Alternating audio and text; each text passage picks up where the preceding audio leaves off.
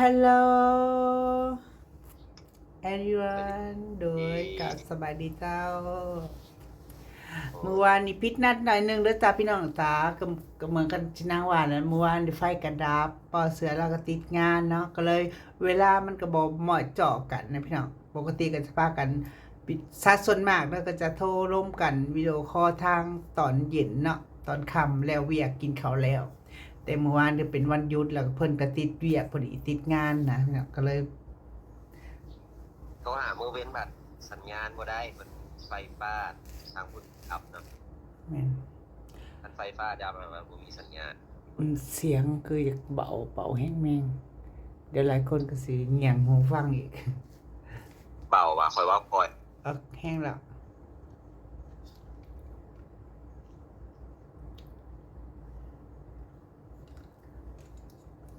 กินข้าวเที่ยงกันยัง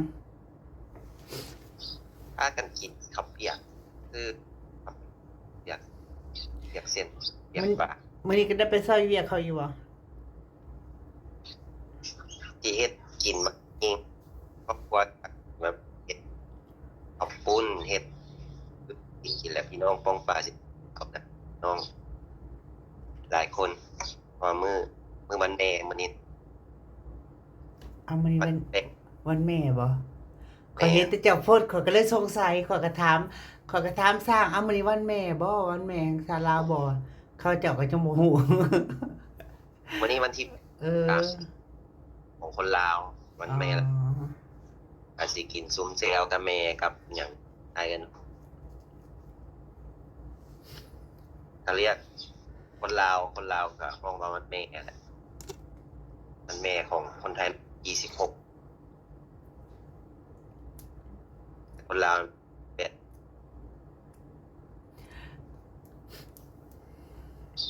อาจสิกินเซลกันหน่อยครับบ้านเฮ็ดปุ้นคือทอดกับปุ้นนั่นแหละ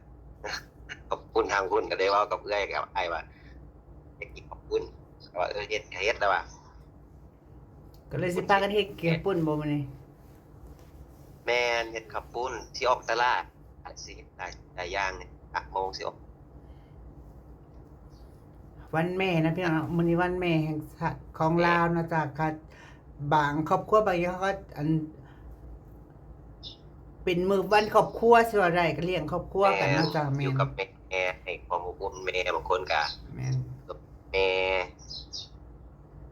เป็นวันแม่หญิงวันแม่เด้วันแม่ลาวกับแม่เอาซุ่มแซวกับแม่อ้ายประมาณ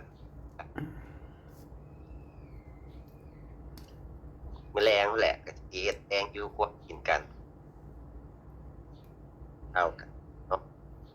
พี่น้องหลายคนก็สิมาอยู่มาเฮือนมาตาแต่ทางคุณบ่สู้เฮ็ดบ่ทางบ้านเจ้าบ่ค่อยก็เฮ็ดก็สัดส่วนหน่อยส่วนแล้วก็แต่ก็เคยเฮ็ดอยู่แต่ก็ส่วนน้อยแต่มื้อนี้ก็อาจสิบ่ได้เฮ็ดมื้อนี้อาจสิได้ไปสิไปพุ่นเด้อไม่ใช่สันวานเขาเจ้ามีงานหยังบ่งานเป็นมื้อนี้3 มื้อ 3 คืนคือว่ามื้อนี้เป็นมื้อสุดท้ายเขาเจ้างานแห่อิหยังก็แห่ยักษ์บ่คืออิหยังนี่แหละก็ไปกับยายรวยไปเขาบ่อยไปย่างเลาะซื่อๆดอกหม่องที่เฮาข้ามไปก็เขาสะร้อยแล้วขึ้นมุกดาหารนั่นแล้วทางนั้นแล้วข้ามไปล่ะขายเห็นเบี้ยไม้ก็ซื้อเบี้ยไม้มาปลูกแน่แม่นจะได้แต่เบี้ยมะยมชิดล่ะหม่องเจ้าปลูกข้างหลังบ้านสิบ่ได้เอาออกเบิดบ่น่ะมันจะติดกับผนังหน่อยนึงมันบ่ใหญ่ก็เอาไว้หั่นเนาะคันบ่ติดหลายก็ปาไว้หั่นก็บ่เป็นหยังมันกำลังติดมันลงดินแล้วบ่อยากขุดบ่อยากย้ายมันตายนะพอใส่แล้วซั่นก็ขุดซาวเกียมแม่นทางก็สุดเขาเกี่ยมกระทะแต่เช้ามาส่งตัดกลางนี่พะยางแต่ไกลแล้วเบิดสร้างก็ว่าเด้อพี่น้องสร้างก็ว่ากับนางว่าอันสร้างกลุ่มนี้สามารถเฮ็ดได้ตลอดปีเพิ่นว่าเอ้าสุเจ้าบ่ได้เฮ็ดนาบ่สุข่อยบ่ได้เฮ็ดยากเราว่าหว่านไว้แล้วก็แล้วบ้านนี้มันบ่ยากที่สร้างน่ะมันยากอยู่กระเป๋าเงินนางนี่ติมัน มันสิได้เฮ็ดเป็นช่วงๆไป บ่ยากสร้างแต่มันยากเงินเฮาในถุงนี่ล่ะ สงสัยสิได้ดรอปสต็อปไว้อยู่พี่น้องช่วงยกโครงมุงหลังคาแล้วก็มันก็อาจสิ เต้นกกที่เสาหลอยเราซื้อมาปลูกที่เรือนหน้าบ้านก็มีกกมันฝุ่น กกอีหยังนั้น กกคือเสาหลอยเราซื้อมาปลูกกันล่ะ เป็นสั้นๆนะ เออ ป๊าดมันคือต้นใหญ่เป็นโฮมดีเนาะอันนั้นอยู่ละหน้าบ้านหรือหลังบ้าน หน้าบ้านเงินอ้าย อ๋อหน้าบ้านเฮือนอ้ายเด้เฮือนอ้ายเบิ่ง อันนี้เงินข่อย เออ อันนี้เงินอ้าย สรุปให้ขึ้นค่อยขึ้นไปว่าสงกรานต์ แม่นให้เจ้ามาวันที่11เพราะว่าวันที่12สี่อันนั้นมัดแขกสิกินก่อน เพราะว่าปีใหม่หั้นนะผู้ใดก็ค้าไปหั่นไปนี่ใครก็ค้าแบบนั่นก็เลยว่าสิกินวันที่12เลย แล้วก็ตามมัดเขียนให้อ้ายเสร็จสุดมาพ่อแม่มัดเขียนให้อ้ายนะแล้วก็มัดเขียนทุกคนก็มัดเอากัน แสดงว่าข่อยต้องผูกแขนแม่ก่อนขึ้น เพราะว่าทุกปีนางก็ได้เฮ็ดนะพี่น้องนางก็ได้ปลูกอยู่ เจ้าก็มาวันที่วันที่12นี้ แต่ งาน ค่อยจองเองบ่เครื่องหรือเจ้าสิจองให้ เจ้าฮู้จองเองบ่ล่ะ ก็ฮู้คร่าวๆแต่บ่เคยจองไปโดยเบ็ดโดยตรง ครับท่านเจ้าฮู้จองเองเจ้าก็จองเองเพราะว่ามันทางเจ้าแล้วก็จองแล้วก็เจ้าก็มีแต่ส่งบัตรประจำตัวหรือพาสปอร์ตเจ้าให้ครับจองบ่ได้ยากมันเจ้าก็ต้องถามพอจองไว้เนิ่นๆดีที่สุดย่านมันเต็มก็สิฮอดมื้อมาแล้วมันเต็มใบยนต์น่ะ หลายคนก็บอกนางเรื่องแชทมาถามอำมาลาจองเครื่องหรือยังจองเครื่องหรือยังนางบอกว่ายังหลายคนก็ยอมรับนะคะ ยอมรับว่าหลายคนก็ตั้งตารออยู่ว่าอำมาลานางอำมาลาจะได้ไปให้บ้านบ่าวเสือหรือไม่ใน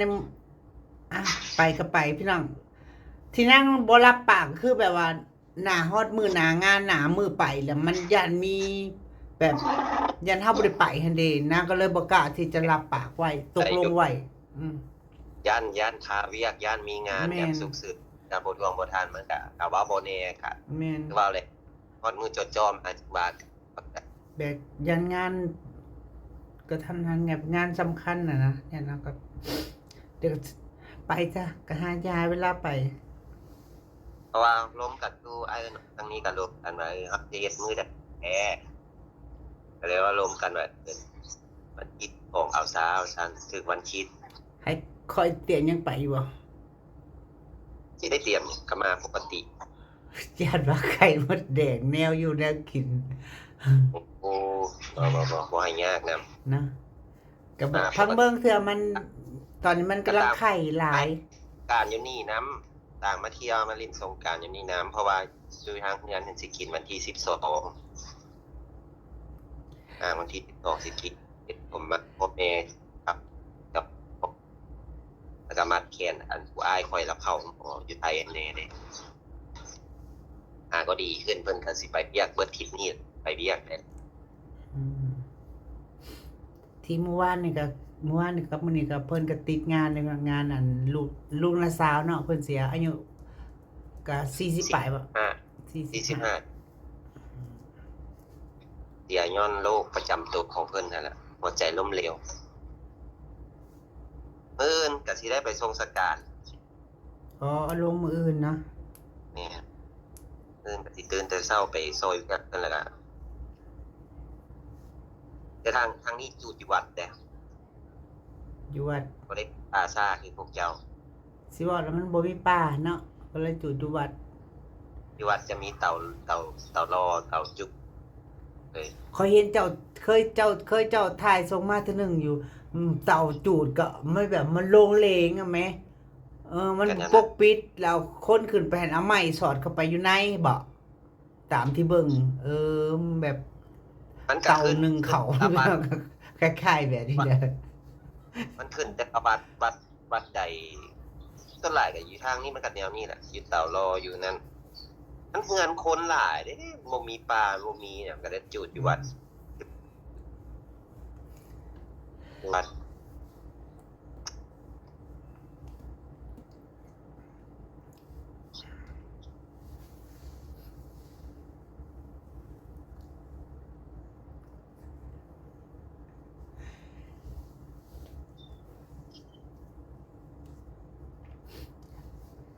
ฮ้อนมื้อนี้น่ะแดดฮ้อนให้ฮ้อนว่าแค่สิฮ้อนสงกรานต์ คือกันครับพี่คือกันสาจุนมากอะอย่างอยู่ในเมืองเนาะคืออย่างคือปีที่แล้วนะพี่น้องบ่าวเสือเพิ่นลงมาเล่นสงกรานต์อยู่พี่ ความแตกต่างนิยมแน่นอนอยู่แล้ว แต่ในเมืองมันก็มีถนนคนเดินเนาะโอ้ยมันก็สิโอเคกว่านะตาม คือคืนอ่ะ คือคืน กิน กินไปกินเล่นไปเล่นเนาะอืม นี่ บ่คืออยู่บ้านนอกเด้มานอนท่าโฮดก็บ่ได้เด้อ ตัวแรกเขาลิ้นเขากินนะ อืมเจ้าก็ไปซะสมัครบอก อยู่เฮือนฮ้อนบางเทื่อก็บ่ไปข้างนอกจากแบบมีเวลาก็ไปเลาะส่งพระ อ๋อ งานกินครอบครัวอยู่เฮือนก็นั้นเลาะส่งพระคันว่าหมู่ส่วนไปหั่นไปนี่ก็โดนๆจึงไปบางเทื่อก็มีงานเพิ่นว่างานข่อยก็มีงานเงินข่อยก็เฮ็ดเงินผู้ก็เฮ็ดเงินผู้นั้นอยู่การโหราการก็เฮ็ดเดินกันไม่ก็ได้กินงานไม่ก็แต่ก็มีงานก็ได้ไปงานแต่บ่มีงานก็งานเลาะมันก็บ่ไหวหรอกอำมาลาเอ้ยคันเจ้ามาเห็นเจ้าสิเห็นรถความวุ่นวายอย่าขับรถขับลากยานรถติดคนหลายคนม่วนรถระบิดพาดเขาหดน้ำแต่ว่าเรื่องม่วนมันม่วนเอาอยู่หลายแล้วไปนั่นน่ะมันก็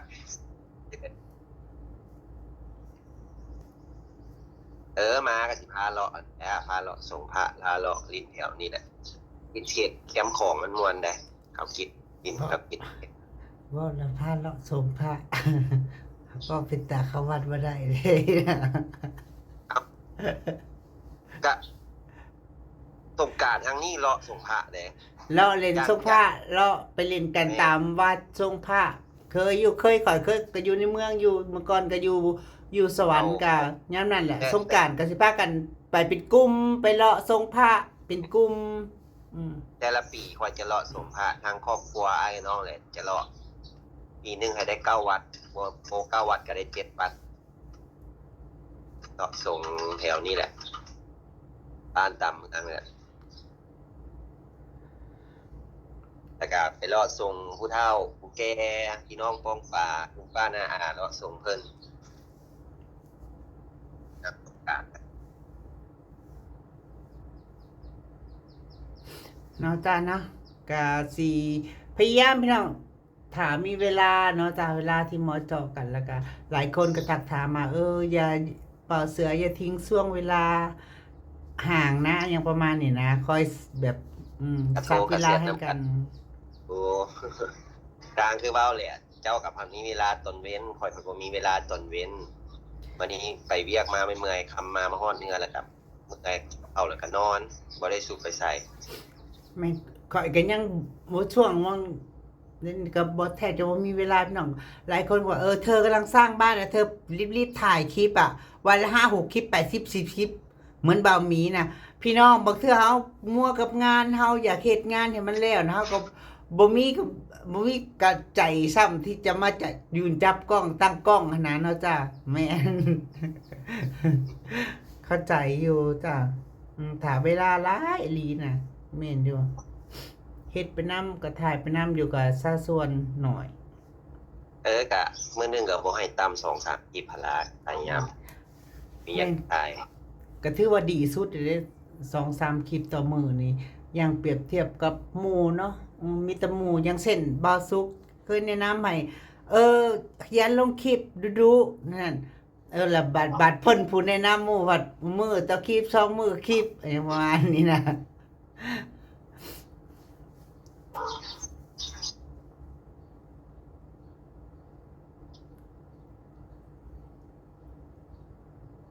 จะเบิ่งหยัง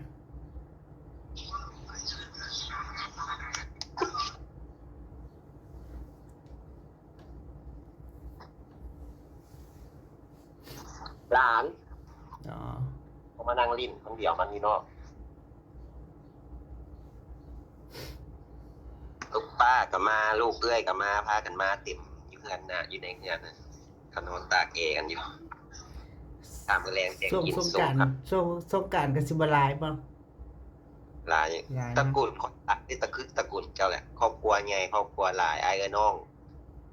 หลายแบบอยู่ใส่อยู่ใกล้เขาก็มาโฮกันอยู่เฮือนหมองข่อยแบบจุดซุ่มนุมสินะมีงานเนี่ยก็จะมาโฮกันมากินนัดกันเมื่อแรงนี่เกียมเบิ่งเต็มเดินหน้าบ้านแล้วนี่มาเมียแต่ละคนกันเนี่ยพวกเคยน้องมีเปิดเคยน้องเมียมีน้าสาวมีแม่ป้ามาวันเมียกันมากินเดี๋ยวกัน เสียงก็สิขาดๆหายๆเด้อพี่น้องเด้อสัญญาณสงสัยมันเกี่ยวกับสัญญาณแน่นอนเนาะจ้ะสัญญาณบ่ค่อยดีอยู่อยู่ห้องนั่นนี่ ทางเจ้าสัญญาณบ่ดี เพราะว่าอย่าง แม่น ตอนแรงจึงมีสัญญาณตอนเว้นบ่ค่อยมีปัญหานอกจากจะนั่งอยู่ตุ๊บ แม่น YouTube พุ่นน่ะโอเคอยู่พี่น้อง แต่ว่ามันกลางเว้นแล้วเฮาสามารถถ่ายคลิปวิดีโอคอลแล้วถ่ายคลิปหากันน่ะมันแจ้งมันเหลื่อมแสงสะท้อนแล้วก็เลยนางก็เลยต้องได้เข้ามาในห้อง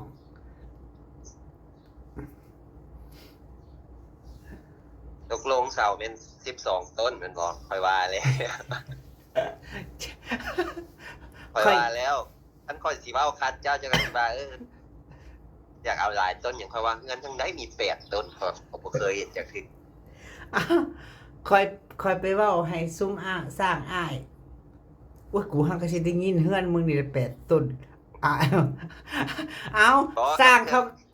สร้างปกติว่า เคยได้ยินกู้เฮือนคนน่ะนะ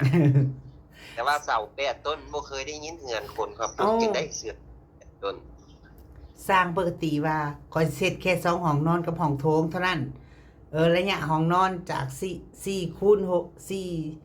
4คูณ64คูณ5บาทนี้สิมาตั้งเสามาจ่อกันบ่ได้ เพราะฉะนั้นก็เอา8บาดนี้มาคิดอีกทีเนาะมันบ่ได้ที่แบบนี้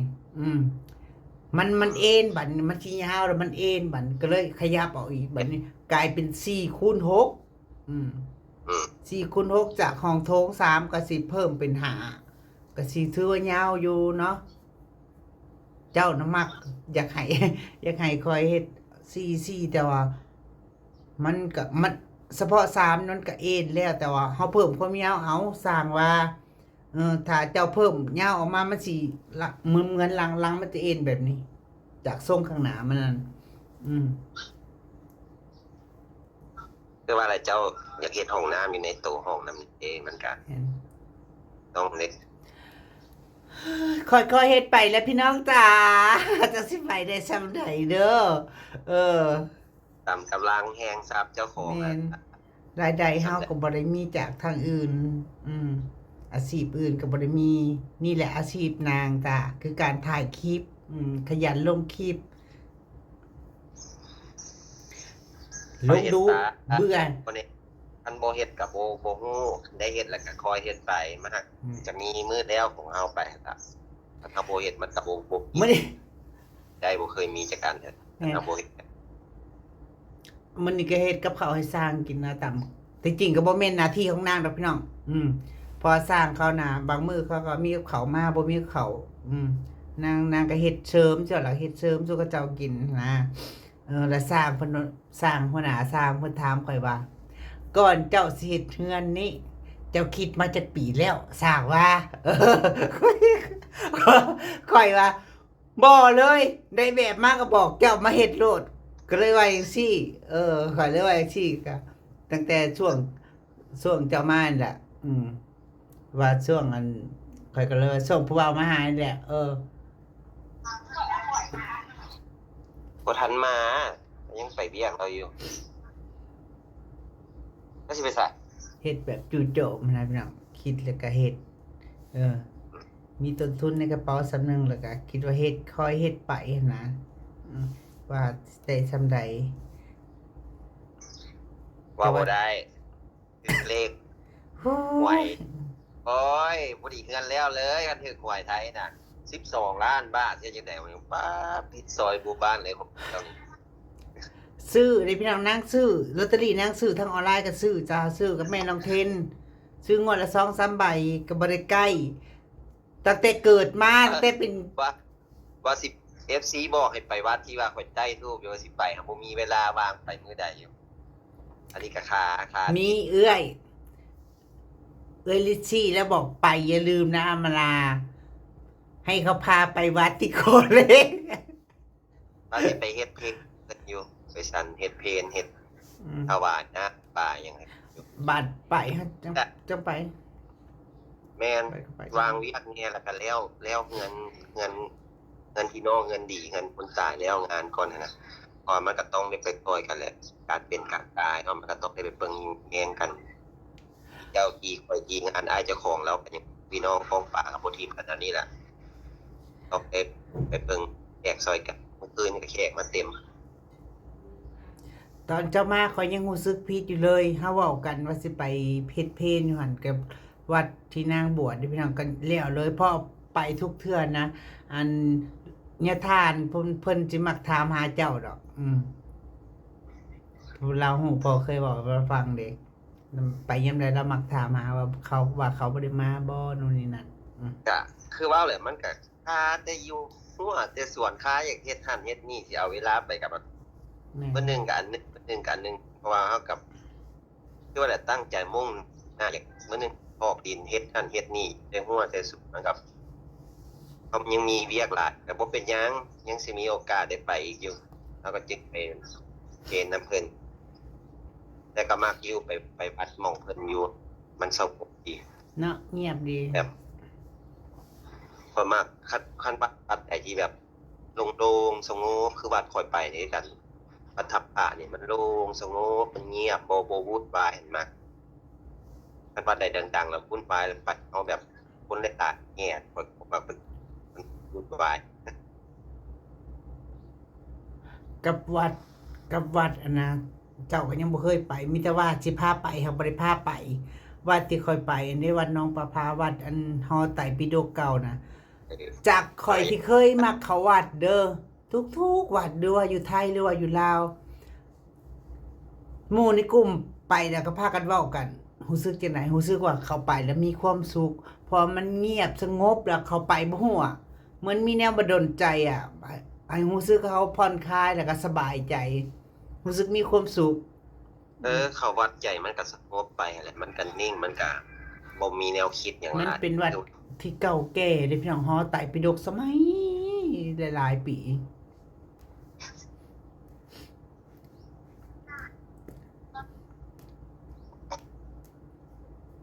เพราะมานั่งอยู่นอกแห่งฮ้อน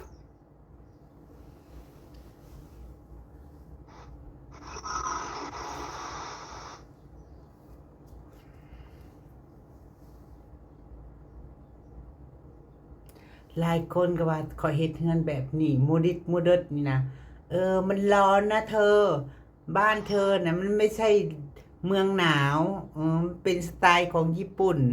อ้าวยังก็เว้นก็จักไผสิเข้าไปนอนเว้นอยู่เนาะนอนเฉพาะยามกลางคืนปานสิบ่เฮ็ดหน้าต่างเนาะ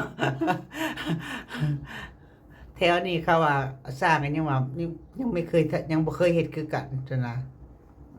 ห้วยเทื่อเจ้าเฮ็ดปุ๊บเนาะเป็นบ้านแบบอย่างผู้ใดเห็นผู้ใดก็อยากเฮ็ดนำทีหลังมา จะเว้าแต่สร้างเถอะเจ้าก็ยังเว้าคัดข่อยแต่ข่อยเอาแบบให้เจ้าเบิ่งโมเดิร์นกับโมอันนี้นั่นใจว่าโอ๊ยนั่นนี่ ยังจะเว้านั่นใด ของบ่แม่นข้อยก็คิดว่าเฮ็ดมินิมอลเฮ็ดอันนั้นไปมันคือแบบสิง่ายก่อนสิบ่เบิดหลายก่อนแล้วว่าสร้างว่าเฮ็ดแนวนี้มันบ่เบิดหลายก็ แม่น ก็แล้วแต่เจ้าเอาปุ๊บเงิน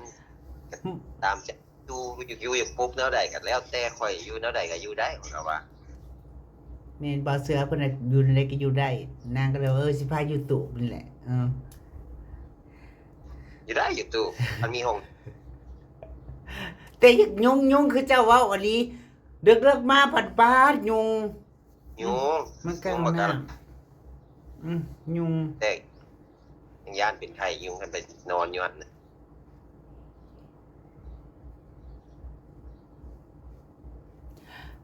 ดีประมาณบ่ายสองครึ่งตอนนี้ ตอนนี้ก็บ่ายสอง23 นาทีเนี่ยเดี๋ยวจักหน่อยพี่น้องที่จะไปกับยายรวยกับบ่าวอ๋อย สิไปงานนั่น ซอกซื้อเบียร์ดอกไม้เบียร์กกไม้ปลูกเนี่ยเบียร์หมักไม้เบียร์กกไม้ต่างๆมาปลูก เบียร์ หน้าบ้าน ดอกไม้ ทางบ้าน เบียร์ดอกไม้มีเอื้อยหนึ่งแล้วอยู่อุบลแล้วผักมะยมชีสมาให้3 มื้อเลย มันสิบ่เน่าหรือบ่ในกล่องเนาะ ต้นที่เราปลูกแล้วว่าเอามาชิมดูมันอร่อยจริง ทางบ้านเธอยังไม่ค่อยเห็นใครปลูกเด้เราว่า เบิ่งข้ามไปว่ามันสิมีบ่สิมีขายบ่ ค่อยประมาณบ่ายสามด้วยกันสิออกตลาดเรื่อยจุดได้ แล้วบ่ได้ไปงานมื้อนี้ก็คือกินเลี้ยงกันอยู่พี่มื้อก็คือถ้าไปงานสงกรานต์แล้วเนาะ แม่ สงกรานต์ มื้อนี้คือกินเลี้ยงอยู่เฮือนก่อนออกตลาดเห็นอยู่แนวกินก็บอกทางพุ่นแล้วครอบเขาว่ามีกำลังมื้ออื่นน่ะสิไปซอยเวียกมื้อสงกรานต์มื้อเดียวมื้อนี้กินน้ำครอบครัวก่อนกินน้ำอาน้องกินกับพ่อแม่พร้อมวันแม่ยิงสากลลาวเฮานี่ แม่น ของลาวกลางกับภาคเบิดได้มื้อวันจันทร์ พัก พักเลยพักเป็นมื้อวันสำคัญของวันแม่ลาว วันแม่ยิงลาวนะอืม ยังไงก็ฝากเป็นกำลังใจเด้อ FC ทุกคนที่ยังคอยติดตามคอยซัพพอร์ตเอาสึก โดย ที่ยังคิดฮอดคิดถึงเห็นอยู่เห็นคนถามหาอยู่ว่าเบาเสือเป็นได้กลับมาบ้านน้องขอบใจได้ทุกคนที่ยัง ไปตามหาแหละคอยติดต่อกันตามลบกับเพิ่นอยู่กะลมกะอับลาทุกมื้อแล้วมื้อบางก็สองห่างกันแต่ว่าคอยไทยติดมาถึกช่วงนี้แน่มาอ้ายมาเสียชีวิตแบบกระทันหันน้องมาสิค่าเวียกค่างานกันมื้อนี้แหละจะมีเวลากับพามิตรกับสิโทรร่วมกันเพิ่นกับเจ้าเมื่อวานนี้เนาะ แม่น อย่างหนึ่งเจ้ากับบ่มีสัญญาณมีไฟฟ้า แม่น ก็เลยว่าก็เลยว่าพากันมามื้อนี้บ่ก็เลยว่าโทรร่วมกันครับนี่เพราะว่าแพงก็สิพาเวียกแพงอยู่แต่ก็สิถ่ายภาพบรรยากาศให้ที่เบิ่งหน่อยนึงนำถ่ายภาพบรรยากาศนำขอบคุณเด้อ FC ทุกคนที่คอยคอมเมนต์ดีๆที่เป็นกำลังใจทางธรรมดาเบาเสือแต่ก็คอยติดตามกันไปหั่นล่ะก็สิงานสิแล้วก็จักปีใดแล้วเนาะ ก็ยอมรับนะยอมรับที่ทุกคนนะจ๊ะอ้ายเบิดสกุลทุกคนขอบคุณนะคะ เวลาเขาเจ้าคอมเมนต์มากอะสบายดีก็บ่แม่นว่าสบายดีแต่อำมาลาคนเดียวพี่น้องสบายดีอำมาลาบ่าวเสือหรือว่าสบายดีบ่าวเสืออำมาลานะจ๊ะเอาฟังเอาอ่านเบิ่งเฮาก็แบบรู้สึกปลื้มแบบว่ายังมีคนยังหักยังเอ็นดูยังหักยังแพงครับยังมีคนยังถามหาเฮาอยู่ตลอดเวลาเฮาอ่านเฮาก็มีความสุขแต่บางเทื่อเฮ็ดเวียกไม่เมื่อยเข้ามาอ่านเบิ่งคอมเมนต์ก็โอ้แบบมันชื่นใจว่ายังมีคนหักเฮายังมีคนอยากคอยติดตามคอยเบิ่งคลิปเฮายังมีคนอยาก ยังถามถึงเฮาอยู่ แม่ แม่น บัดไปเจอเม่นที่อยากลบติดลบเลยซะอยากแกล้งโทรศัพท์ติ อันคอมเมนต์ติดลบบ่อยาก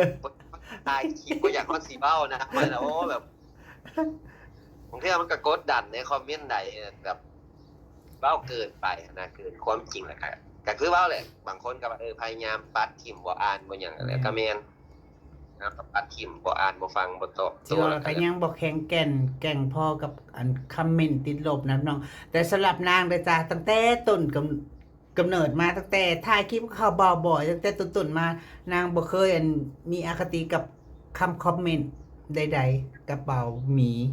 จนมาฮอดปัจจุบันกับตัวเองก็มีแต่ส่วนมากก็จะประชดเว้าประชดไปอหยังประมาณแต่ที่จริงก็บ่ได้อีหยังหรอก คน คน เฮ็ด อยาก เวียกกันก็มันการนั้นคอยผัดคนบ่ได้เฮ็ดเวียกเกี่ยวกันแนวนี้บ่เคยคนมันเว้าให้แนวนี้แน่นะ เฮาบ่ค่อยได้ยินหรือว่าได้สัมผัสกับคำพวกนี้นะมันก็น้อยไปทุกคนน่ะ ใจฟังก็ยังว่าโอ้ แต่พ่อแม่แต่อ้ายกับน้องยังบ่เคยเว้าให้แฮงกว่านี้มาเจอคำเว้าก็แบบ โอ้ก็อึกใจแบบ ไปเฮ็ดทำร้ายเขาปานนั้นบ่แบบ คือเว้าอย่างเงี้ยพ่อแม่